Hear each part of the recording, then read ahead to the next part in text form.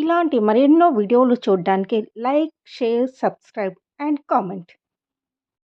ఈరోజు ఈ వీడియోలో వైశాఖ మాసానికి మరో పేరు ఏమిటి, వైశాఖ మాస ప్రాశస్త్యం గురించి తెలుసుకుందాము.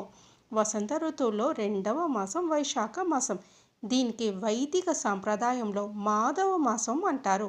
వైశాఖ మాసము లక్ష్మీనారాయణుల ఆరాధనకి చాలా ప్రసిద్ధమైనది. వైశాఖంలో రకరకాల వ్రతాలు చెప్తారు. వైశాఖ మాసంలో సూర్యుడు మేష సంక్రమంలో ఉండగా ప్రాతః స్నానం చేస్తే మంచి ఫలితాలు లభిస్తాయి. మాసాలన్నింటిలో వైశాఖ మాసం ఉత్తమమైనది. విశేష దానాలకు ఎంతో పుణ్యప్రదమైన మాసంగా పురాణాల్లో చెప్పబడింది. శ్రీ మహావిష్ణువుకు ప్రీతికరమైన ఈ వైశాఖ మాసంలో తులసీ దళాలతో శ్రీ మహావిష్ణువును లక్ష్మీదేవితో కలిపి పూజించిన వారికి ముక్తిదాయకము. ఈ మాసంలో ఏకభుక్తము, నక్తము, అయాచితంగా భుజించడము ఉత్తమంగా చెప్పబడింది. వైశాఖ మాసం దేవతలతో సహా అందరికీ పూజనీయమైనది. యజ్ఞాలకు, తపస్సుకు, పూజాధికాలకు, దాన ధర్మాలకు ఎంతో ఎక్కువ ఫలమిచ్చి శాంతినిచ్చి కోరికలను తీరుస్తుంది. ఎవరైతే ఈ మాసంలో సూర్యోదయానికి ముందే లేచి స్నానం చేస్తారో వారికి ఉత్తమ గతులు కలుగుతాయి.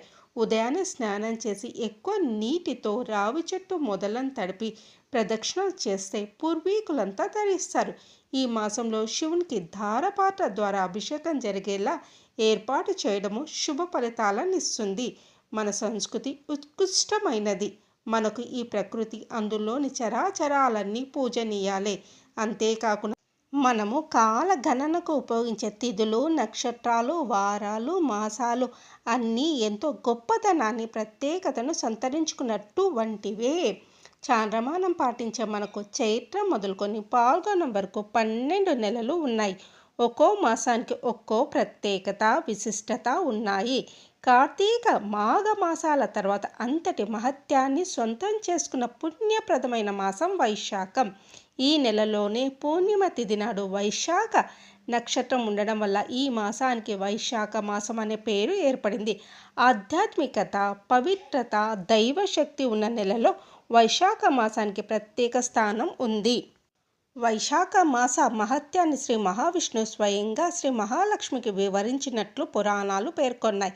ఈ నెలలో ప్రతిరోజు పుణ్యదినమే. ఈ మాసంలో చేయవలసిన పూజలు, దానాల గురించి పురాణ గ్రంథాల్లో వివరించారు. ఈ నెలలో చేసే స్నానం, పూజ, దాన ధర్మాల వంటివి ఆచరించిన మనిషికి ఇహ సౌఖ్యాలు, మోక్షం లభిస్తాయని పురాణ కథనము.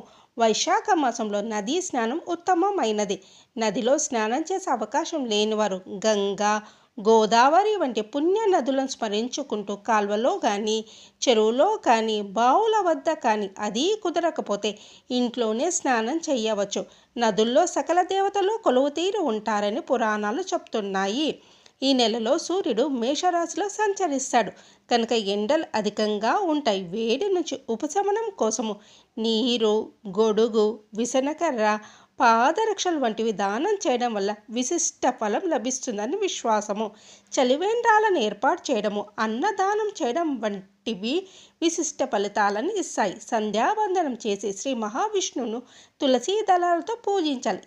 ఈ నెల నుంచి 3 నెలల పాటు నారాయణుడు భూమి మీద విహరిస్తూ ఉంటాడని, అందుకని విష్ణువుకి ఇష్టమైన తులసీ దళాలను సమర్పించడంతో సంతుష్టుడై సకల సౌభాగ్యాలను, సౌఖ్యాలను ప్రసాదిస్తాడని విశ్వాసము.